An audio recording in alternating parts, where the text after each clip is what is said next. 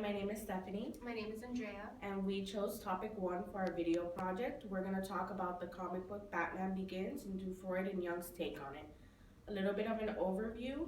The comic book discusses a lot about Bruce Wayne's journey of how he became Batman, and you see a lot of his struggles with identity, and also you see a lot of flashbacks to him as a child where he, developed his fear for bats and also seeing his parents die and how that also helped he somehow feels personally responsible for their death.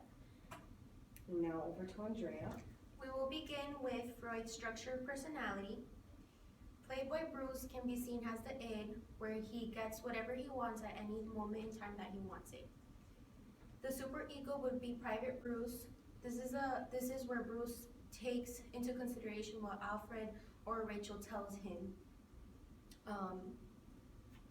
The ego will be Batman, where he wants to go ahead and become more than just a man, and he doesn't let his id or his superego control him.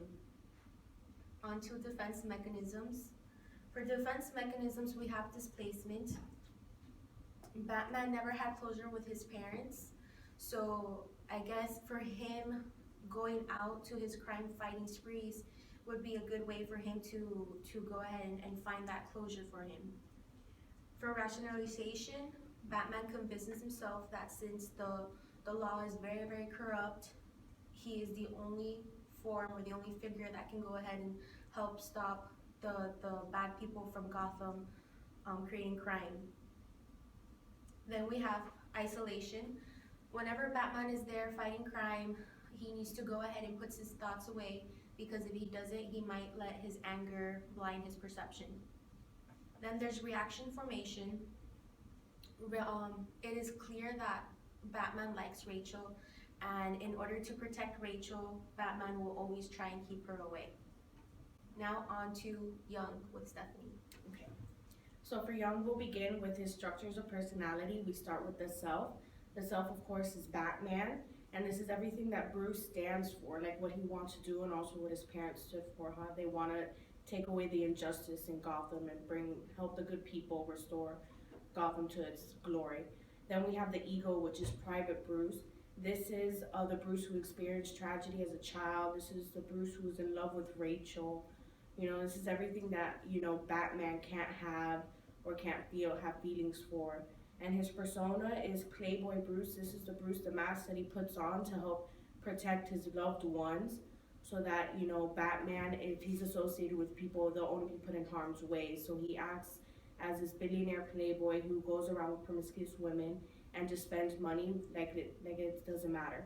His shadow is also Batman. So Bruce did, if you think about it, what Jung wanted us to do with our darkest images or things about us, and he confronted it and he used it and to help him become Batman, and he actually used it for the better instead of just letting it simmer and destroy him. His anima is Rachel, so she's everything that Bruce / Batman is looking for. She's someone who stands up for true justice and not revenge, and she's someone who explains to Bruce about how instead of just finding justice, since he can't get justice for his parents' death, like maybe he can do it for Gotham, and so that's what Batman takes from her. And then now we go over to the archetypes. So Alfred would be seen as the spiritual father. He's the person that after Bruce's parents died, he raised Bruce. He's the one who keeps him grounded, not only as Bruce, but as Batman also.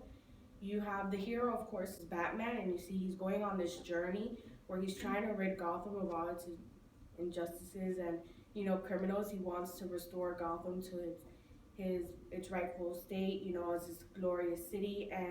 But the one thing that you notice about Batman is that even though he will do anything to bring down criminals, he won't actually kill them because he doesn't see himself as an executioner. Now we go to the trickster. We'll focus on the main one, which is Ra's al Ghul, which also happened to be Bruce's mentor when he was in the League of Shadows. And Ra's al Ghul wants to destroy the city of Gotham. He's tried before, and now he wants to do it again. But Batman or Bruce won't let that happen.